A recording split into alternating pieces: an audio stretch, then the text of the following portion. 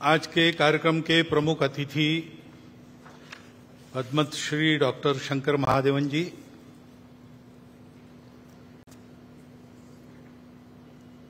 परम श्रद्धेय संतवृंद, माननीय सरकारवाह जी, विदर्भ प्रांत के माननीय संघ चालक जी, नागपुर महानगर के माननीय संघ चालक, माननीय सहसंघ चालक जी, उपस्थित अन्य अधिकारीगण, नागरिक सज्जन, माता भगिनी तथा आत्मीय स्वयंसेवक बंधु,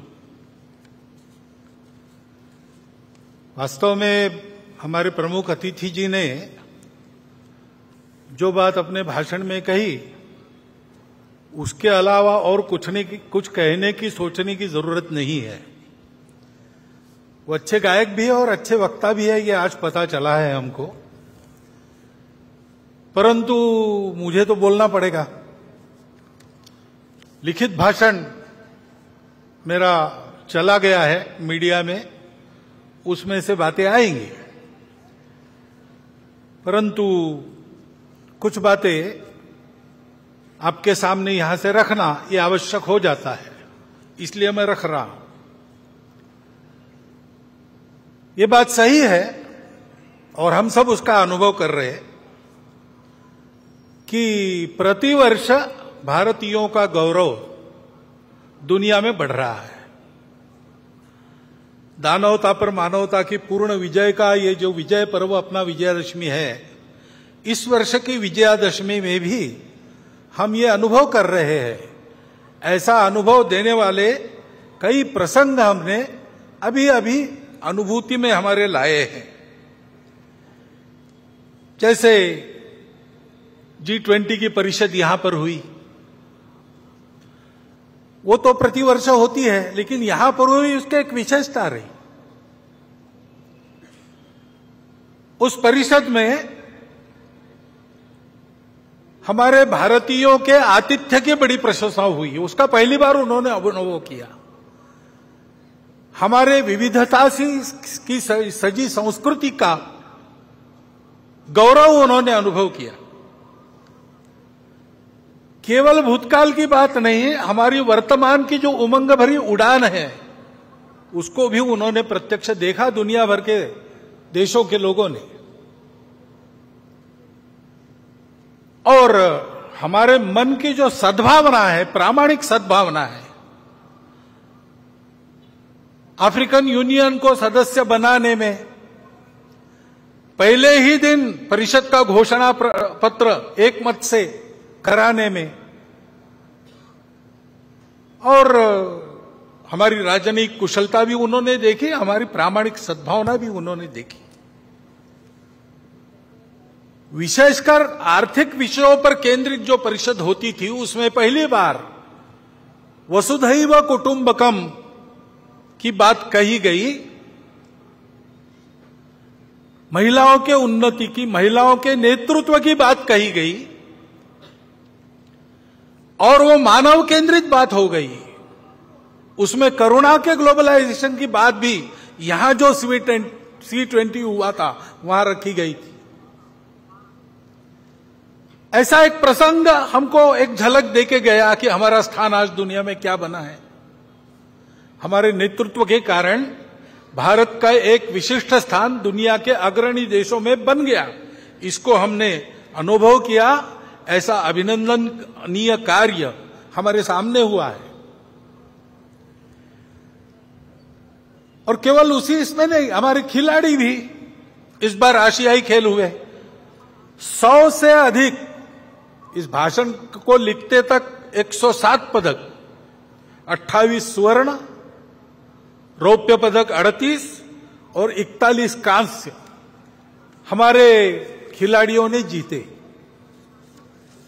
हमारा देश सब क्षेत्रों में आगे बढ़ रहा है, ये हम देख रहे हैं। आर्थिक स्थिति भी हमारी, हम 5वें नंबर पर 10वें से ऊपर उठकर आ गए इकोनॉमी। डिजिटल टेक्नोलॉजी का हमने उपयोग किया गरीबों के कल्याण में, सारी योजनाएं नीचे तक पहुंची, उसके लाभ, ये सारी बातें हमने की। स्टार्टअप्स की क्रांति जैसे हो गई, सभी क्षेत्रों में, केवल टेक्नोलॉजी में नहीं, कृषि हो, स्पेस हो, डिफेंस हो, सर्वत्र यह प्रगति भी हमने देखी है। और इसलिए हमको बड़ा आनंद लगता है कि हाँ, आगे बढ़ रहे हैं। और केवल भौतिक बातों में नहीं, राष्ट्र का पुरुषार्थ उस राष्ट्र की अपनी धरोहर के आधार पर अपने वैश्विक प्रयोजन के सिद्ध करने वाले आदर्शों के आधार पर होती है। उनको हम देखते, उनका अनुकरण करते, तब आगे बढ़ते। हमारे संविधान के पृष्ठ पर जिनका चित्र है वो हमारे राष्ट्रीय आदर्श भगवान राम, उनके बाल स्वरूप का रामलला का मंदिर अयोध्या में बनने जा रहा है। अपने मंदिर में रामलला प्रवेश करने वाले हैं 22 जनवरी को। यह प्रसंग हम देखने वाले हैं। उसमें सब लोग तो आ नहीं सकेंगे, सुरक्षा की बात रहेगी, वहां के व्यवस्थाओं की बात रहेगी। धीरे धीरे बाद में जाएंगे अपनी अपनी सुविधा से।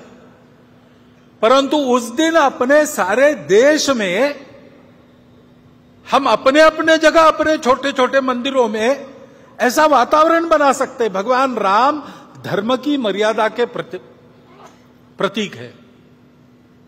समाज में सब लोगों को अपनाने वाले भगवान राम थे। भगवान राम करुणा के प्रतीक है। इन सब बातों को ध्यान में रखते हुए ऐसा आत्मीयता का, सर्वसमावेशकता का, समरसता का, प्रेम का, स्नेह का वातावरण, धार्मिकता का वातावरण सर्वदेश में बने, ऐसे छोटे छोटे कार्यक्रम अपने जगह पर तो हम कर ही सकते हैं। परंतु ये सारे प्रसंग भारत का एक अमृत काल देखने का सौभाग्य हम सबको मिला है। और इसलिए शताब्दियों की संकट परंपरा को पार हमने किया है और हम आगे बढ़ रहे हैं, ऐसा ध्यान में आता है। हमने सदाचार, अहिंसा की शिक्षा देने वाले भगवान महावीर जी का 2550वां वर्ष हम संपन्न कर रहे हैं। हिंदवी स्वराज्य के संस्थापक छत्रपति शिवाजी महाराज, इनका 350वां वर्ष हम संपन्न कर रहे। महर्षि दयानंद सरस्वती, जिन्होंने अंग्रेजों के गुलामी से मुक्त होने के लिए, योग्य बनने के लिए हमको फिर से अपने मूल की ओर खींचा और उसकी स्पष्ट और यथार्थ कल्पना दी। रूढ़ी कुरीतियों को बाजू रखकर वास्तविक अर्थ क्या है वो बताया।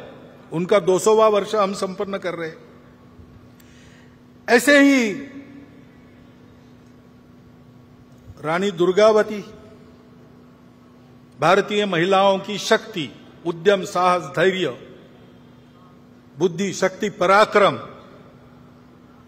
प्रशासकीय कुशलता, प्रजाहित दक्षता, इसका परिचय देने वाली, उनका 500वां वर्ष। और साथ साथ भक्ति का परिचय देने वाली संत मीराबाई, इनका 550वां वर्ष।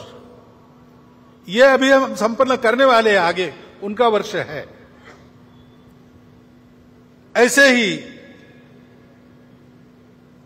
अपने राजनीतिक प्रशासन की कुशलता के साथ साथ, प्रजाहित दक्षता के साथ साथ, जो अपने जीवन को सामाजिक विषमता के निर्मूलन के लिए लगा चुके, ऐसे कोल्हापुर के छत्रपति शाहू महाराज का, उनका भी 150वां जयंती वर्ष हम मना रहे। अभी अभी हमने संपन्न किया, तमिलनाडु में एक संत हो गए, वल्ललार जी, श्री रामलिंगम वल्ललार जी। उन्होंने अपने जवानी से ही स्वतंत्रता की अलग समाज में जगाना प्रारंभ किया। उन्होंने कहा कि हमारे देश में जो दरिद्रता दिख रही, भूखे लोग दिख रहे, वो अंग्रेजों के गुलामी के प्रतीक है और उसका उपाय मैं करूंगा। तो उन्होंने पहले अन्नदान प्रारंभ किया। उस समय तमिलनाडु में जो चूल्हा उन्होंने अन्नदान के लिए जलाया, वो आज भी जल रहा है और वहां अन्नदान कार्यक्रम चल रहा है। आध्यात्मिक सांस्कृतिक जागृति के आधार पर सामाजिक समता, और स्वतंत्रता का संदेश देने वाले वल्ललार जी की भी 200वां वर्ष अभी संपन्न हुआ, अक्टूबर में पूरा किया। इन सब महापुरुषों के द्वारा हमको ये संदेश मिलते हैं सामाजिक समरसता के, स्व के गौरव के, अपने परंपरा के, दुनिया को देने के लिए हमारे पास क्या क्या है उसके। जैसे हमारे प्रमुख अतिथि जी ने उल्लेख किया, हमारे हर बात में हमारा स्व है, संगीत में है, अन्न में है, सारी बातों में है। उसको दुनिया को देने का समय आ गया है और इसलिए उस स्व का गौरव धारण करके स्व के आधार पर देश का एक यशस्वी जीवन खड़ा करके बताना संपूर्ण दुनिया को, ये हमारा कर्तव्य बनता है। और उसके साथ साथ वो आज के विश्व की आवश्यकता भी है। आज का विश्व 2000 साल सुख की खोज में अनेक प्रकार के प्रयोग करके थक गया और वो कहता है कि हमको रास्ता चाहिए, क्योंकि विश्व में अनेक समस्याएं जिनका हल उनको नहीं मिला। स्वार्थ और कट्टरपन के चलते कलह चलते हैं, उसका कोई हल नहीं दिख रहा। विश्व ने प्रयास किया सबको एक रंग में घोलने का, सब में यूनिफॉर्मिटी लाने का, एकरूपता लाने का। वो यशस्वी हो नहीं सकता, क्योंकि सृष्टि बनी है विविधता, वो विविध ही रहेगी। विविधता में एकता कैसे आएगी, उसका कोई आधार उनके पास नहीं है। और इसलिए स्वार्थ तो रहता ही है, कट्टरपन भी रहता है, उसको चलते एक उन्माद पैदा हो जाता है, अहंकार पैदा हो जाता है, उसके संघर्ष चल रहे। स्वार्थों के टकराव और अतिवादिता के कारण युद्ध चलते हैं, उसका कोई उपाय नजर नहीं आता। प्रकृति विरुद्ध जीवन शैली, जीवन में स्वैरता, अनिर्बंध उपभोग, आत्यंतिक व्यक्तिवाद, अमर्याद शोषण, अधूरी दृष्टि के कारण उपजने वाले ये सारे दोष है, उसके चलते जो समस्याएं पैदा हुई है पर्यावरण की वगैरह, विश्व को उसका रास्ता नहीं दिख रहा है और उसकी भी अपेक्षा है कि भारत रास्ता दिखाए। भारत को अपने देश में इन समस्याओं का निराकरण करके रास्ता दिखाना होगा। अपने देश में भी ये समस्याएं है, बड़ी बात नहीं। समस्या होना कोई गलत नहीं, जीवन में समस्या रहती है और हम आज दिखा रहे कि हम सामना करके उन समस्याओं का उपाय करेंगे। हमारे यहां भी रहती है समस्या, पर्यावरण की समस्या हम देखते हैं, संकट हम पर भी है। अभी हिमालय क्षेत्र में जोशीमठ में घटनाएं हुई, हिमाचल प्रदेश में घर धंसने लगे, उत्तराखंड में हुआ। पूरे हिमाचल क्षेत्र में ये जो प्रकृति का प्रकोप दिखता है, चर्चा करते लोग कि क्या होगा, यहां भी गड़बड़ हुई तो कैसे होगा, कोई बड़ा संकट आने वाला है क्या? आने वाला होगा तो होगा, लेकिन डरने की क्या बात है, उसका उपाय करने की बात है। महत्वपूर्ण क्षेत्र है, हमारी उत्तर सीमा इस क्षेत्र से बनती है। हमको सीमा सुरक्षा का भी विचार करना पड़ेगा। इस क्षेत्र में उत्तर भारत की सारी बड़ी नदियां जल लाती है, चीन को भी जल ले जाती है, दक्षिण पूर्व एशिया को भी जल ले जाती है। इस क्षेत्र का खराब होना, इसका मतलब हमारी जल व्यवस्था का खराब होना होता है। तो जल सुरक्षा का भी विचार करना पड़ेगा, पर्यावरणीय स्वास्थ्य का भी विचार करना पड़ेगा। उत्तर को हिमालय की दीवार खड़ी है, इसलिए हमारे यहां 6 ऋतु चलते हैं। वर्षा होती है मौसमी हवाओं के कारण, वो हवाएं वहां टकराती है, फिर से भारत में वापस आती है। जाते समय आते समय वर्षा होती है। इसमें अगर बदल हुआ तो पर्यावरण का संकट भी है और इसलिए दक्षिण पूर्व एशिया की दृष्टि से, भारत की सुरक्षा की दृष्टि से उस क्षेत्र में चीन दस्तक दे रहा है।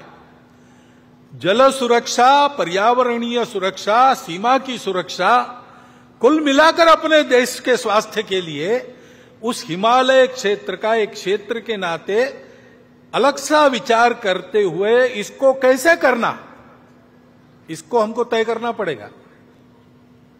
ये तो एक क्षेत्र विशेष की समस्या हो गई, परंतु कुल मिलाकर ही हम अगर देश की स्थिति देखते हैं तो देश आगे बढ़ रहा है, आत्मविश्वास बढ़ रहा है, आगे जाना है, लेकिन आगे जाते समय दुनिया को नया रास्ता दिखाना है अपने स्व के आधार पर।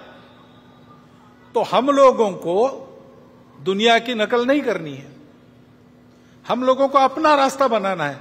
बाकी बातों का प्रयोग दुनिया ने कर लिया, हमको आज के समय में अपनी बातों के आधार पर एक यशस्वी प्रयोग दुनिया को देना है।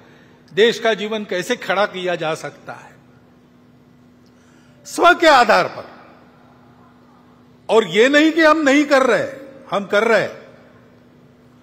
सरकारी नीतियों में भी ये प्रकट हो रहा है। नई अंग्रेजी में क्या, इनोवेटिव ऐसे उपाय करके अपना देश आगे बढ़ रहा है, नीतियां ऐसे चल रही है। लेकिन प्रशासन ने भी ऐसा चलना चाहिए। तो प्रशासन के दिमाग में ये बात चाहिए, वो पूरी है ऐसा लगता नहीं, उनको तैयार होना पड़ेगा। और शासन प्रशासन तो अपना काम कर ही लेंगे, परंतु समाज को भी करने की आवश्यकता है। समाज को भी अपने स्व का पूर्ण ज्ञान होना चाहिए। ये समझ में आना चाहिए कि हमारी सब बातों में हमारा स्व है, इसलिए हमारी कौन सी बातें काल सुसंगत है उनको रखना चाहिए। कौन सी ऐसी बातें दुनिया में चल रही जिससे हमको सीखना है उसको हमको लेना है, परंतु देशानुकूल बनाकर लेना है। और कौन सी ऐसी बातें हैं जो हमारी अपनी है, वो समयानुकूल है कि नहीं, काल सुसंगत है कि नहीं, ये देखते हुए उनमें आवश्यक परिवर्तन करते हुए, जो काल बाह्य हो गई उनको छोड़ते हुए हमको भी अपने आचरण को बदलकर आगे चलना चाहिए। क्योंकि संपूर्ण देश को आगे बढ़ना है तो शासन की स्व आधारित युगानुकूल नीति बन रही है, धीरे धीरे ही बनेगी।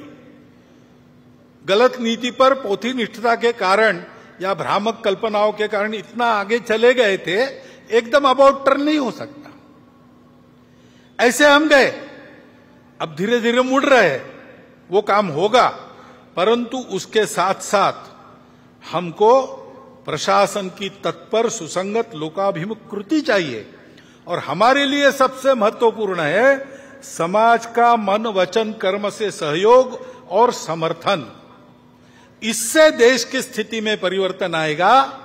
आज की हालत में अपने मूल्यों पर हम खड़े होकर अगर परिवर्तन लाते हैं तो उससे दुनिया को नया रास्ता मिल जाएगा। अब ये हम करने लगे, लेकिन थोड़ा और एक बात का भी ध्यान रखना पड़ेगा। दुनिया में कुछ लोग हैं, भारत में भी कुछ लोग हैं जो नहीं चाहते कि भारत खड़ा हो, और इसलिए समाज में कैसे विभेद पैदा करना, समाज की सामूहिकता जो निर्माण हुई उसको कैसे तोड़ना, अलगाव और टकराव कैसे पैदा करना, ऐसा वो प्रयास करते हैं। अपनी असावधानी के कारण, अपने अविवेक और परस्पर अविश्वास के कारण हम भी कभी कभी उसमें फंस जाते और अप्रत्याशित उपद्रव खड़े हो जाते। क्योंकि भारत का उत्थान होगा तो कलह मिटेंगे, भारत का उत्थान होगा तो दुख जाएगा, शोषण जाएगा। इनके आधार पर अपने स्वार्थ का धंधा करने वाली दुनिया की और अंदर की जो ताकतें हैं, भारत बड़ा होने से उन पर मर्यादा आएगी, वो अपने खेल नहीं खेल सकेंगे। इसलिए इनका निरंतर विरोध चलता है। विरोध करने के लिए किसी विचारधारा का आवरण ये लोग ओढ़ लेते हैं, बड़ी चिकनी चुपड़ी बातें करते हैं, कोई बड़ा उद्देश्य, मन लुभावन उद्देश्य ऐसा घोषित करते कि हम इसके लिए काम कर रहे हैं, लेकिन उनका उद्देश्य दूसरा ही रहता है, अपना उल्लू सीधा करने का रहता है। और कोई भी हो, किसी भी विचारधारा का हो, वो खाटी संघ वाला हो या कम्युनिस्ट हो, अगर वो प्रामाणिक है, निस्वार्थ बुद्धि से काम कर रहा है, तो उनके लिए वो बाधा ही बनता है। ये जानकर ऐसे सब लोगों का वो विरोध करते हैं। अभी एक नया नाम उनका चलता है दुनिया में, कल्चरल मार्क्सिस्ट या वोक, यानी जगे हुए, वोकिज्म, ऐसे शब्द चलते हैं। नाम तो मार्क्स का लेते हैं, लेकिन 1920 में ही उन्होंने समझा कि मार्क्स ने जो भविष्यवाणी की वैसा होने वाला नहीं है, तो वैसा होने के नाम पर हमारे हाथ में पूरी दुनिया की पकड़ आ जाए, इसलिए तब से ही उन्होंने अपना उद्योग प्रारंभ किया है।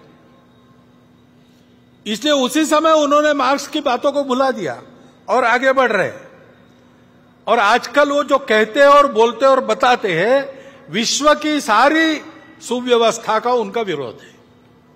विश्व में मांगल्य का, संस्कार का, संयम का उनका विरोध है। अनिर्बंध स्वैराचार का वो पुरस्कार करते हैं। ये पुरस्कार सहज हो जाए, जोर से हो जाए, इसलिए माध्यमों को और अकादमियों में अपना वर्चस्व स्थापित कर उनका उपयोग करते हैं। देश की शिक्षा को भ्रष्ट करते हैं, देश के संस्कार को भ्रष्ट करते हैं, राजनीति, सामाजिक वातावरण, इन सबको भ्रम और भ्रष्टता का शिकार बनाते हैं। असत्य, विपर्यस्त और अतिरंजित वृत्त के द्वारा ये भ्रम और द्वेष फैलाना, भय फैलाना आसान हो जाता है। उसके चलते जो झगड़े बनते हैं, उन झगड़ों में उलझाकर समाज को अपनी पकड़ में लाना, अपनी अधिसत्ता में फांसना, ये वो करते हैं। किसी भी राष्ट्र की जनता में ऐसी अनास्था, दिग्भ्रम, परस्पर द्वेष उत्पन्न करने वाली ये जो प्रणाली है ना, अपने यहां चाणक्य नीति में उसका नाम है मंत्र विप्लव। विष से एक आदमी मरता है, बाणों से एक को ही मार सकते हैं, लेकिन मंत्र विप्लव से प्रजा सहित राजा का नाश होता है, ऐसी उक्ति है। ये इन लोगों से हमको ध्यान रखना पड़ेगा, बचना पड़ेगा। राजनीतिक स्वार्थों के लिए अपने प्रतिस्पर्धी को पराजित करने की जो उद्योग चलते हैं, उसमें इन शक्तियों के साथ गठबंधन करने का अविवेक भी चलता है। यह अपेक्षित नहीं है, लेकिन होता है। और समाज में अगर आत्मविस्मृति है, समाज में अगर अनेक प्रकार के भेद है, आपस में लड़ाई है, स्वार्थों की प्रतिस्पर्धा है, ईर्ष्या है, द्वेष है, तो फिर उनका काम आसान हो जाता है। और इसलिए इन आसुरी शक्ति को बल न बढ़े, ऐसा हमको देखना है। हम इधर उधर की घटनाएं देखते हैं तो ये सहज बात ध्यान में आती है कि ऐसा कुछ है। अभी मणिपुर की परिस्थिति को लेकर अभी शांत हो रही है, लेकिन ये आपस में झगड़ा कैसे हुआ? बहुत वर्षों से वहां मणिपुरी मैतेई और मणिपुरी कुकी वो साथ में रहते हैं, अचानक कैसे झगड़ा हुआ? सीमा लगत क्षेत्र है वो भारत का, वहां पर ऐसा होना, वहां पर अलगाव की बातें खड़ी होना, वहां पर ऐसे आपस में झगड़े होना, इससे किसका फायदा है? बाहर की शक्तियों का भी फायदा है। बाहरी लोग थे क्या करने वाले?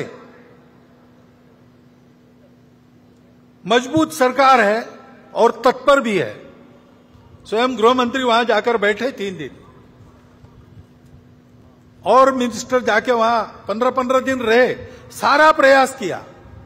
वहां की सरकार चाहती नहीं, देश की सरकार प्रतिबद्ध है, ऐसे होकर भी चलता रहा, क्योंकि शांति का प्रयास होता है और सफल हो रहा ऐसा देखते देखते ही कोई हादसा करवा दो तो फिर से दूरी बढ़ती है, फिर से द्वेष बढ़ता है। ये करने वालों के पीछे कौन थे? ये गुस्सा भड़काने वाले लोग कौन थे? ये हम देखते हैं तो ध्यान में आता है कि इसमें ये हो नहीं रहा है, ये कराया जा रहा है, और इसलिए बहुत काम करना पड़ेगा, बहुआयामात्मक काम करना पड़ेगा। वहां लोगों के मन टूट गए। केवल शांति का प्रश्न नहीं, अब समाज को जोड़ने का भी प्रश्न है। संघ के स्वयंसेवक पहले से अंत तक वही करते रहे, आज भी कर रहे हैं। सबकी सेवा कर रहे हैं, समदृष्टि से सबको देख रहे हैं, सबके पास जा रहे हैं, सबसे बात कर रहे हैं शांति रखने की। और ऐसी परिस्थिति में भी समाज में टूटन पैदा न हो, इसके लिए उस परिस्थिति में भी अपनी जान हथेली पर रखकर काम कर रहे हैं। स्वयं को उस उकसावे में, उस भड़काने वाली परिस्थिति में दिमाग पर बर्फ रखकर उन्होंने काम किया है। हमको उन स्वयंसेवकों पर गर्व है, जैसा काम उन्होंने मणिपुर में किया। इतना बड़ा काम उन्होंने किया है। उनके कार्यों पर और उन स्वयंसेवकों पर, दोनों पर हमको गर्व है। लेकिन वहां सबको काम करना पड़ेगा। सरकार की इच्छा शक्ति तो है ही, उसके साथ साथ प्रशासन की कृति, जैसा मैंने कहा, उसको लाना पड़ेगा। सक्रियता, कुशलता दिखानी पड़ेगी। अविश्वास को, खाई को पाटने में प्रबुद्ध नेतृत्व को भी वहां के भूमिका बनानी पड़ेगी। लंबा काम करना पड़ेगा। ऐसी अनेक घटनाएं हम देखते हैं। इसका उत्तर क्या है? उसका उत्तर यही है, परस्पर टीका टिप्पणी में न उलझते हुए हमको एकता की ओर बढ़ना पड़ेगा। हर परिस्थिति में यह एकता का भान समाज के विवेक को जागरूक रखता है। चंगुलों में समाज फंसता नहीं, षड्यंत्रों के अधीन नहीं होता। उसका कारण यह एकता ही है। संविधान में इसी एकता को, एकात्मता को एक मार्गदर्शक तत्व के नाते उद्धृत किया है। डॉक्टर अंबेडकर साहब ने संविधान संसद में देते समय जो 2 भाषण किए हैं, उन भाषणों को हम ध्यान से पढ़ते हैं तो हमको ध्यान में आता है कि उसमें भी यही संदेश है बंधुभाव का। उसको कैसे लाना? दुनिया को देखते हैं तो दुनिया के देशों ने कुछ मानव निर्मित आधार खोजे एकता के। कहीं पर एक रिलीजन आधार बना, कहीं पर एक भाषा आधार बनी, कहीं पर समान आर्थिक हित आधार बने, जिसके आधार पर और उन्होंने एकता लाई। लेकिन ध्यान में आता है कि ये आधार टिकाऊ नहीं है, और वो देश, उसमें बहुत ज्यादा विविधता नहीं है। उन देशों को यह समझ में नहीं आता है कि भारत में इतनी भाषाएं, इतने पंथ संप्रदाय, इतने खान पान रीति रिवाज, इतने दूर दूर के अलग अलग भौगोलिक परिस्थिति वाले प्रांत होने के बाद भी सदियों से भारत एक होकर चल रहा है। उसका आधार क्या है? उनको समझ में नहीं आता। उनको आश्चर्यचकित करती है ये बात, और उनको आकर्षित भी करती है। इसलिए वो लोग आते हैं भारत में, आकर कहीं ना कहीं ये बोल जाते हैं कि भारत से हार्मनी सीखनी चाहिए, सारे दुनिया को उसकी जरूरत है, भारत सिखाएगा। इसका आधार क्या है? हमारी इस एकता का आधार क्या है? हमारी एकता का आधार है हमारी सर्वसमावेशक संस्कृति, जो किसी को पराया नहीं मानती, विविधताओं को वो अलगाव नहीं मानती, विविधता को वो श्रृंगार मानती है, उसका उत्सव करती है, उसका स्वीकार करती है। यह हमारी सर्वसमावेशक संस्कृति हम सबको जोड़ती है, और केवल जोड़ती नहीं है, हमको सिखाती है तुम अकेले नहीं हो, तुम्हारा कुटुंब है। तुम्हारा कुटुंब अकेला नहीं, तुम्हारा गांव है, तुम्हारा गांव अकेला नहीं, तुम्हारा जनपद है। ऐसा करते करते जनपद से देश, देश से राष्ट्र, राष्ट्र से अंतरराष्ट्रीयता, वसुधैव कुटुंबकम तक विश्व के साथ एकात्मता, जड़ चेतन सारा विश्व। हे विश्वची माझे घर, ये सिखाती है। ये सिखाने वाली हमारी संस्कृति हमको एक करने वाली है, वैसी बनी। इसका कारण क्या है? हमारे पूर्वजों ने ये प्रत्यक्ष देखा। ये थियरी नहीं है, थियरी के आधार पर प्रयोग नहीं किया, उन्होंने प्रत्यक्ष अनुभूति की। सारा विश्व एक है, एक से ही अनेक निकला है। इसलिए अनेकता का श्रृंगार के नाते स्वागत करो, स्वीकार करो, उत्सव करो, लेकिन हमेशा उसके अंदर जो एकता है उस पर अपने कदम पक्के रखो। इस सत्य के साक्षात्कार के आधार पर उन्होंने और 3 मूल्यों को आगे बढ़ाया। सत्य है, सब अपने हैं, क्योंकि सब एक से ही निकले हैं। और इसलिए परस्पर सद्भाव, करुणा, प्रेम होना चाहिए। ऐसा होने के लिए विकार आड़े आते हैं, स्वार्थ आड़े आता है, काम, क्रोध, लोभ, मोह, मद, मत्सर आड़े आते हैं। उसको दूर हटाओ, अंतर्बाह्य पवित्र हो जाओ, शुचिता। और जीवन में इसके लिए परिश्रम करो, तपस्या करो। तपस्या अपना केवल पेट भरे या मैं उपभोग करूं, इसके लिए नहीं है। जीवन है मेरे सुख से दूसरों का सुख बढ़े, दूसरों का सुख बढ़ाने के लिए मेरा सुख काम आ जाए। इस तपस्या का संदेश दिया। उन्होंने कहा कि ये जो 4 मूल्य है, इसकी चौखट में रहना, ये जो आचरण है, ये धर्म है। इसको धर्म कहते हैं। सत्य, करुणा, तपस और शुचिता। इस धर्म के आधार पर जो आचरण करना है वो तो बुद्धि से नहीं होता, वो आदत से होता है। और इसलिए आदत बनाने वाले संस्कार जिसमें है, ऐसी जीवन पद्धति दी, उससे हमारा स्वभाव बना। पीढ़ी दर पीढ़ी छोटी छोटी कृतियों में से उस आदत का हम अभ्यास करते हैं और एक स्वभाव वाले बनते हैं। वो हमारी संस्कृति है। उत्तर से दक्षिण, पूरब से पश्चिम, अखंड भारत में,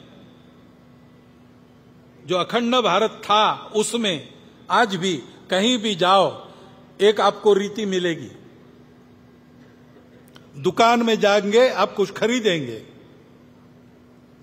तो ऊपर से मुट्ठी भर वैसे ही डाल देंगे। चावल खरीदा 1 किलो, 1 चिमटी और डाल देगा। आम खरीदे 100, 5 ऊपर मिल जाएंगे, उसका पैसा नहीं देना पड़ता। वो क्यों मिलता है? क्योंकि वो दुकानदार सोचता है गलती से मेरे से कम न चला जाए,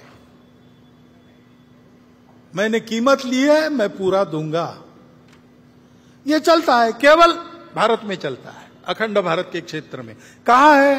किसी ग्रंथ में लिखा है? इस विषय को लेकर प्रवचन होते हैं? ये पीढ़ी दर पीढ़ी हर घर में, हर गांव में आदत लगाई गई, वो चल रही है। उससे हमारा ये स्वभाव बना है, ये हमारी संस्कृति है। ये संस्कृति ऐसी रहे, फलती फूलती रहे, इसलिए जिन लोगों ने अपना खून पसीना बहाया, इस संस्कृति का आचरण करने वाले समाज के संरक्षण के लिए बलिदान दिए, उद्यम किया, पराक्रम किया, वो सब महापुरुष हमारे आदर्श है। उनके व्यवहार का हम अनुकरण करते हैं। और ये सब ऐसे हुआ, उसका और एक कारण है, और सबसे महत्वपूर्ण कारण है, हमारी भारत माता सुजल सुफल मलयज शीतल थी, इसलिए हम समृद्ध थे। और तीनों ओर से पर्वतमालाएं, उस पूरे को पहले हिमालय कहा जाता था, और तीनों ओर से सागर।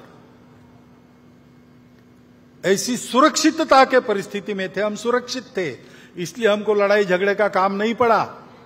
हमको जीवन के लिए संघर्ष बहुत ज्यादा नहीं करना पड़ा। हमने फुर्सत का उपयोग सत्य की खोज के लिए किया। जहां दुनिया बाहर का सच देखकर, उतना ही देखकर रुक गई, वहां हमने उसके परे जाकर अंदर के सत्य को खोजा। तब हमको वो सत्य मिला विश्व की एकता का। तो ये हमारे भारत माता का उपकार है, उसकी भक्ति वो हम सबको जोड़ती है। हम रहे ना या ना रहे, भारतीय रहना चाहिए। यह सब पर लागू है, सब जातियों पर लागू है, सब पंथ संप्रदायों पर लागू है। हमारे देश में इतने सारे पंथ संप्रदाय है पहले से, विदेशी आक्रांताओं के कारण और भी कुछ आ गए, चलो रह गए हमारे यहां। हम सर्वसमावेशक है, हम सबको स्वीकृत करते हैं, सबके लिए लागू है भारत माता की भक्ति। हम सबके पूर्वज वही है, समान है, समान पूर्वजों का गौरव, उनके आदर्शों का अनुकरण, और इस सर्वसमावेशक सबको स्वीकार करने वाली, संस्कार देने वाली, भद्रता सिखाने वाली, सत्य, करुणा, शुचिता और तपस के चौखट में चलने वाली संस्कृति को स्वीकार करके चलना, यही हमारे एकता का आधार है। उसी से एकता निकलती है। स्वार्थ के आधार पर एकता होती है क्या? तुम मुझे ये दो, मैं तुम्हें वो दूंगा, ये सौदा कितने दिन चलेगा? ये चलता नहीं।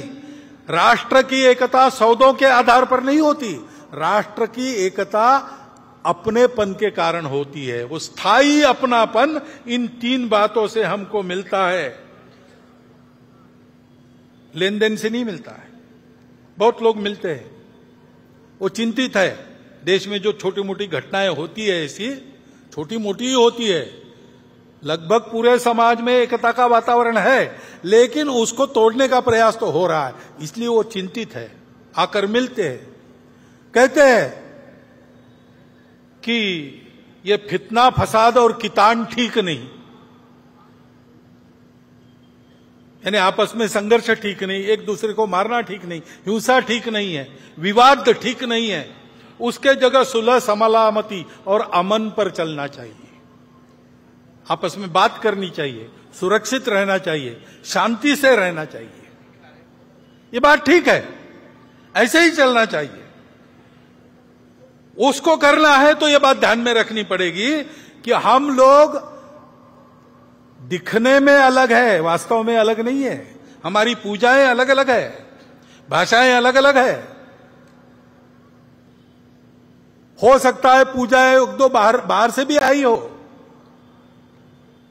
दिखने में हम अलग है, लेकिन अलग अलग लोगों को यहां एक होने की बात ही नहीं है, जो पहले से एक थे और जिनमें ये सारी विविधता का पूर्ण स्वीकार पहले से था।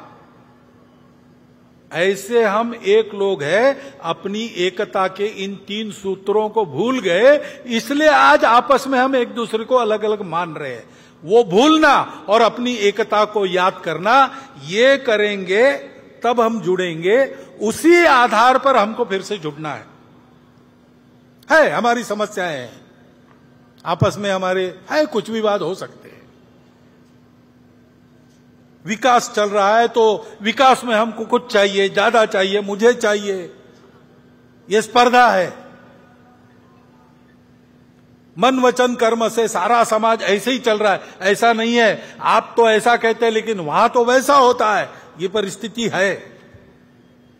सबका ऐसा नहीं है, लेकिन जिनको ऐसा होना है और देश को ऐसा बनाना है, उनको ध्यान में रखना पड़ेगा कि पहले ये सब ठीक हो, बाद में हम एक होंगे, ये बात नहीं चलेगी।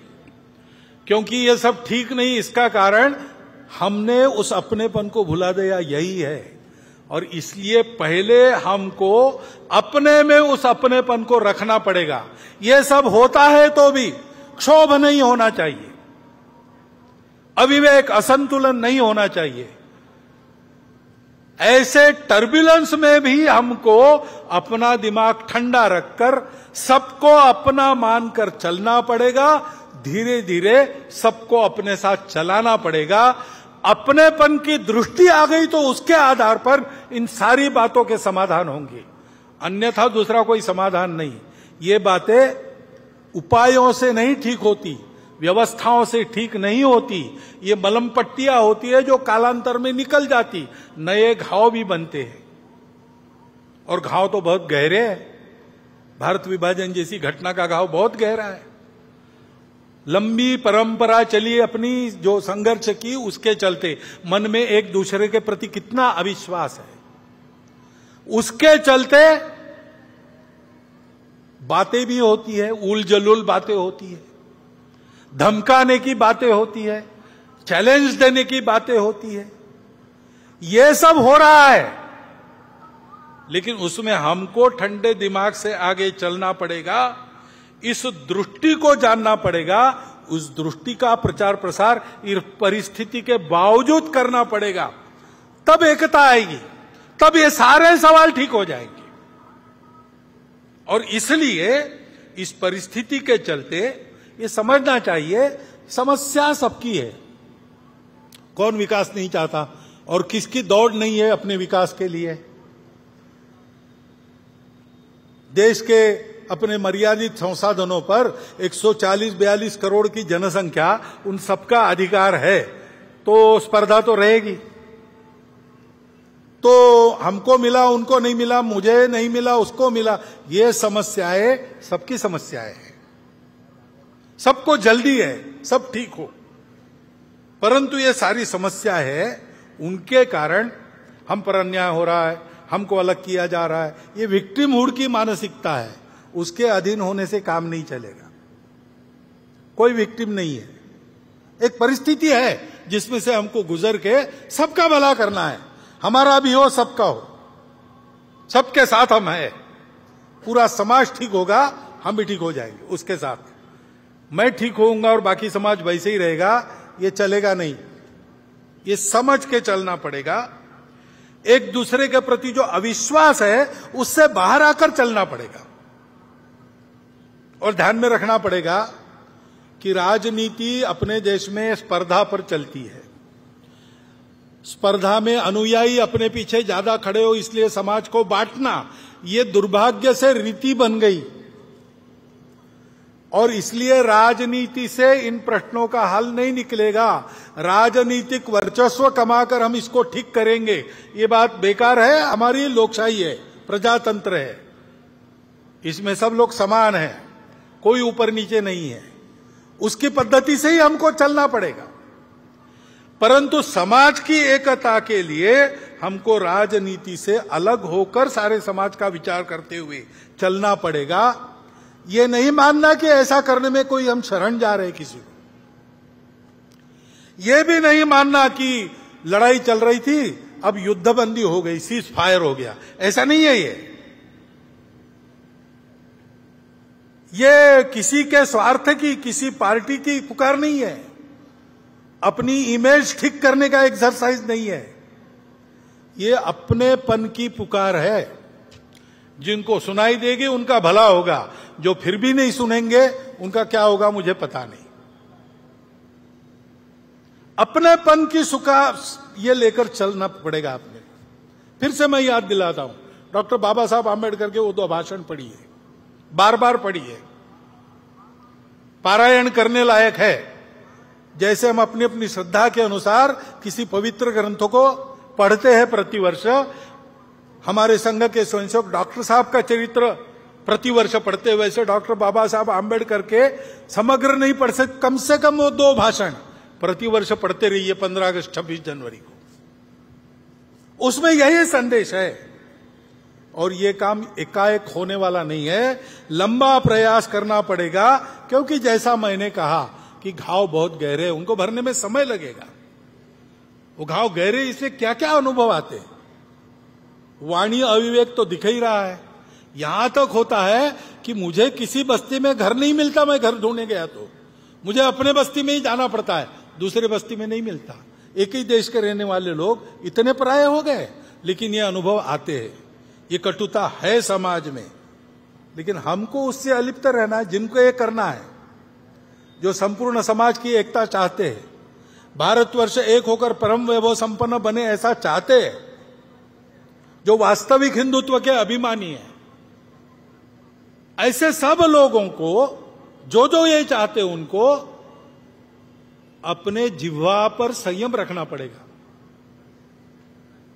झगड़े की भाषा अलग होती है, दोस्ती की भाषा अलग होती है। दोस्ती की भाषा शरणागति नहीं है, दोस्ती की भाषा दुर्बलता नहीं है, शक्ति संपन्न बनकर दोस्ती करना। शक्ति संपन्न जब अच्छे लोग बन जाते हैं तो उससे वो गुंडागर्दी नहीं करते, वो सबको शक्ति संपन्न बनाते हैं, दुर्बलों की रक्षा करते हैं, वो सबको अपना मानकर चलते हैं, समदृष्टि रहते हैं। शील की भी ताकत रहती है शारीरिक शक्ति के साथ साथ, वो शील हमको विद्या विनय संपन्नो ब्राह्मणो गवि अस्तिनी शुनिचैव स्वपाके च पंडिता समदर्शिना। पंडित यानी विद्वान यानी जानकार लोग सबको समान नजर से देखते हैं, यह बताता है।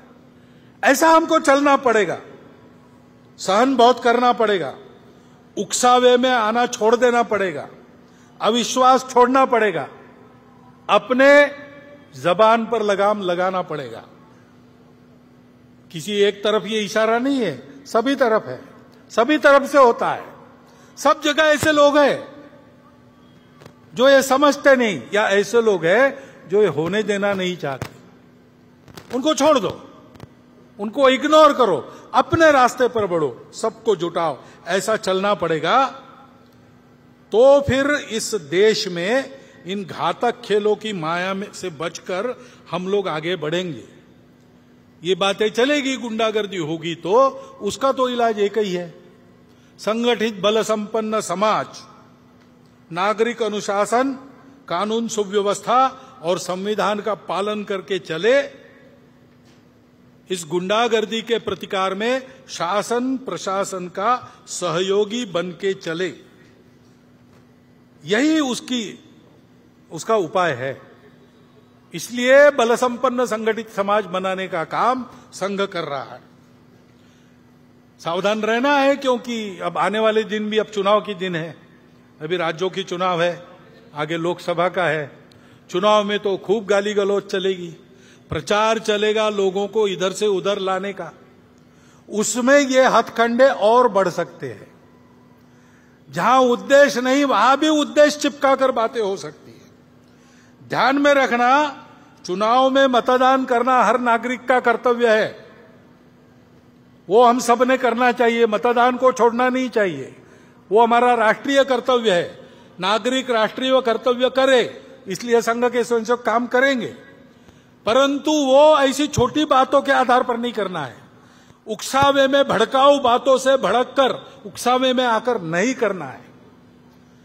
ठंडे दिमाग से सोचिए कौन अच्छा है, किसने अच्छा काम किया है। सबका अनुभव अब भारत की जनता के पास है, सबका अनुभव ले लिया। अब इसमें कौन अवेलेबल बेस्ट, उसको देना। ऐसा हमको चलना पड़ेगा। मतदान के प्रचार के समय ये सारे हथकंडे फंसे अपनाए जाएंगे, उसकी आग में हमको पड़ना नहीं चाहिए। ये ध्यान रखकर हम आगे बढ़े। संघ ऐसे जाएगा।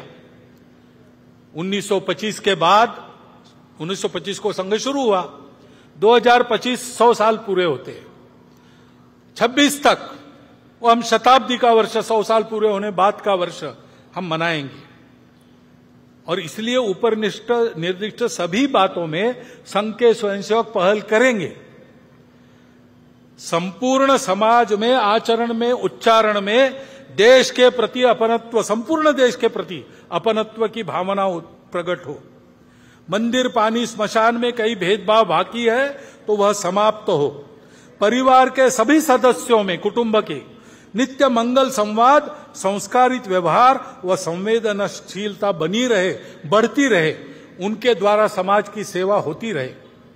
सृष्टि के साथ संबंधों का आचरण अपने घर से पानी बचाकर, प्लास्टिक हटाकर और घर आंगन में और देश में हरियाली बढ़ाकर हो। स्वदेशी के आचरण से देश का भला होता है, देश आत्मनिर्भर होता है। आत्मनिर्भरता का कई प्रकार का प्रयास सरकार के द्वारा हो रहा है। समाज भी इसमें चले, स्वनिर्भर होना, स्वावलंबी होना, फिजूल खर्ची नहीं करना, देश में रोजगार बढ़ना और देश का पैसा देश के ही काम आना, ये स्वदेशी है। उस स्वदेशी का आचरण भी अपने घर से प्रारंभ होना चाहिए।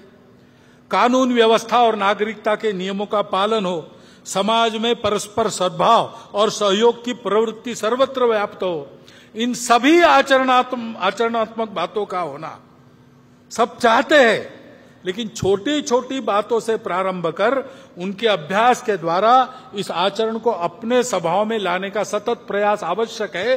संघ के स्वयंसेवकों प्रयास स्वयं करेंगे और समाज को भी उस प्रभाव में जोड़ेंगे। अभावग्रस्त बंधुओं की सेवा, समाज की आपत्तियों में सेवा संघ के स्वयंसेवक नित्य करते रहे, आगे भी करते रहेंगे, लेकिन इस पर संघ के स्वयंसेवक आगे लगेंगे, उसकी तैयारियां उन्होंने प्रारंभ कर दी है। समाज हित में शासन सोचता है, प्रशासन और समाज शक्ति भी, समाज की सज्जन शक्ति भी कुछ करती है। उन सब में संघ के स्वयंसेवकों का योगदान रहेगा। समाज की एकता, सजगता और सभी दिशा में निस्वार्थ उद्यम, जनहितकारी शासन और जनोन्मुख प्रशासन स्व के अधिष्ठान पर खड़े होकर परस्पर सहयोग पूर्वक प्रयासरत रहते, तब राष्ट्र बल वैभव संपन्न बनता है। और ऐसा राष्ट्र ही अपनी संस्कृति पर सबको अपना कुटुंब मानने वाली, तमस से प्रकाश की ओर ले जाने वाली, असत से सत की ओर ले जाने वाली और मर्त्य जीवन की से अमृत जीवन की सार्थकता तक बढ़ाने वाली संस्कृति, हमारी संस्कृति जैसी है वैसी जब वो संस्कृति होती है, तब वह राष्ट्र विश्व का खोया हुआ संतुलन वापस लाते हुए विश्व को सुख शांतिमय नव जीवन का वरदान प्रदान करता है। ऐसा भारत हमको बनाना है। ऐसे भारत बनने का, हमारे राष्ट्र के नवोत्थान का दुनिया में यही प्रयोजन है।